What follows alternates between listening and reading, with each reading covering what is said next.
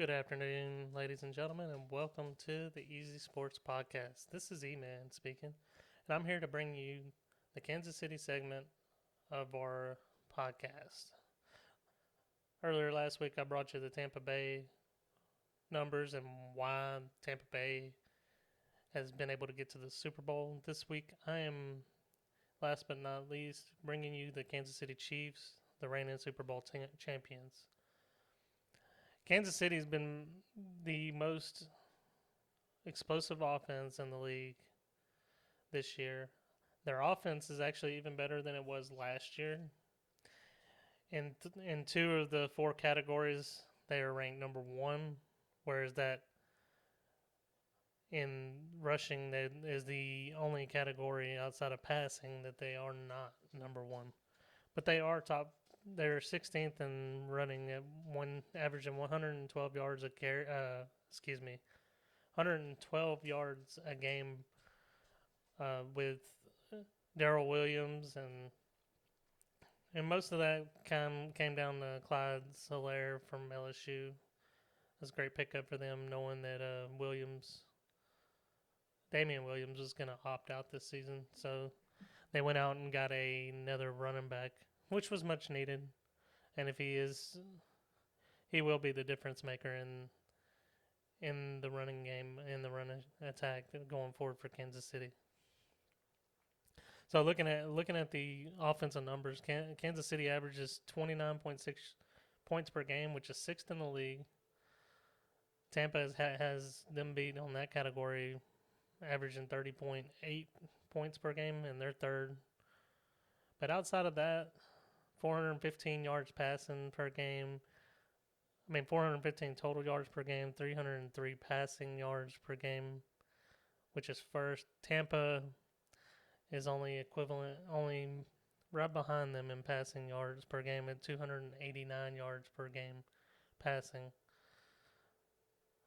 But the difference maker here is the turnaround. The Tampa Bay Buccaneers defense in rushing is 94. They only average 94.9 yards a game, and they're 28th in the league, which Kansas City has one of the weaker defensive running games. They're 21st in the league in on defense and running. They're pretty much middle of the pack when it comes to defense. Whereas that I think Tampa is the stronger defense. Looking at the game last week with Tampa and well, we're coming up on 2 weeks now. Coming up on the previous game with Kansas City and Buffalo, the Kansas City Chiefs really outplayed Buffalo in a weird fashion. Like, they were able to give pressure to Josh Allen, get him under duress.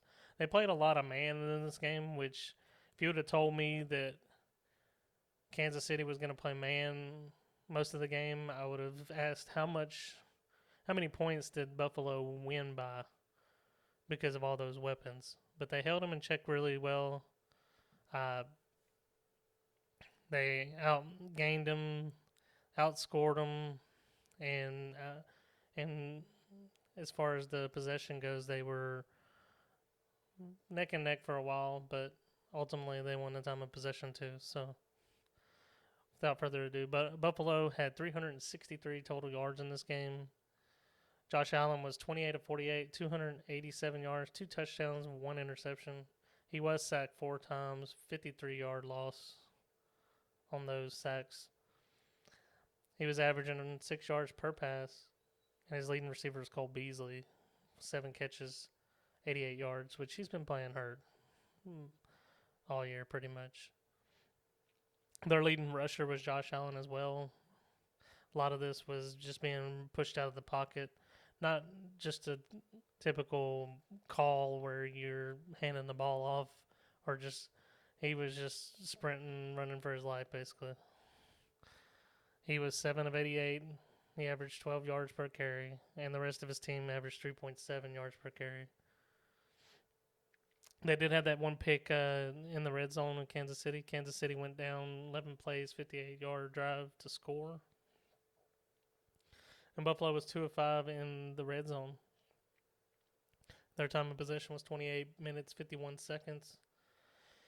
And Kansas City had 439 yards total. Pat Mahomes was 29 to 38, 325 yards, 3 touchdowns, and he was sacked once. His leading receiver was Tyreek Hill, had 9 catches, 172 yards. And also, Travis Kelce was also 13 for 118 yards and 2 touchdowns. So those two went off in this game. The leading rusher was Darrell Williams. He was 13 for 52. He had a touchdown. He was averaging 4 yards a carry. As a total, they had 25 carries for 114 yards. So right there at their average of where they like to be at in rushing and in passing. They were, they overall they had a good game plan coming in, or they executed it very well. McCole Hardman, he did fumble right there. It was a muff punt, which did lead to 6 points. But overall, in the red zone, they were 5 of 6. They couldn't be stopped, and they had time of possession at 31 minutes and 31 minutes of possession. So overall, it was, even though it was close on the scoreboard, defensive-wise, Kansas City was able to control this game, and Tyreek Hill and Travis Kelce were dominant on the offensive side. And Pat Mahomes, don't forget Pat Mahomes had to throw it there, so he made that happen. So on to the Tampa and Kansas City matchup in Week 12. This is some of the key highlights of where you're looking at as far as when we were talking about that Tampa red zone defense. The Tampa red zone defense, they didn't surrender a touchdown in the red zone. Kansas City went 0 for 3. Pat Mahomes went 37-49, 462 yards passing, 3 touchdowns. He was sacked twice in this game. And Tyreek Hill had a big game, 13 catches for 269 yards and 3 touchdowns. Nobody could hold him. Edwards-Helaire had 11 carries, 37 yards. And Pat Mahomes lost a fumble on Tampa 14. But they had 543 total offense. It's just mind-boggling how much straight offensive game, which I don't think that's going to really happen with this Super Bowl. For some reason, something's telling me these defenses are going to be a little bit more prepared for this game. In Tampa, they had 417 yards. Tom Brady went 27-41, 345 yards, 3 touchdowns, 2 interceptions. He also was sacked once for 3 yards. The breakout player in this game was Rob Gronkowski. He had 6 catches, 106 yards. Chris Godwin also had 8 for 96. And Ronald Jones III had 9 carries for 66 yards. Their 2 interceptions that they were thrown were in the red zone with Kansas City's 13 and 11. And they were 1 and 2 in the red zone. Well, they weren't in the red zone both times, but you get what I'm saying. They were in scoring position.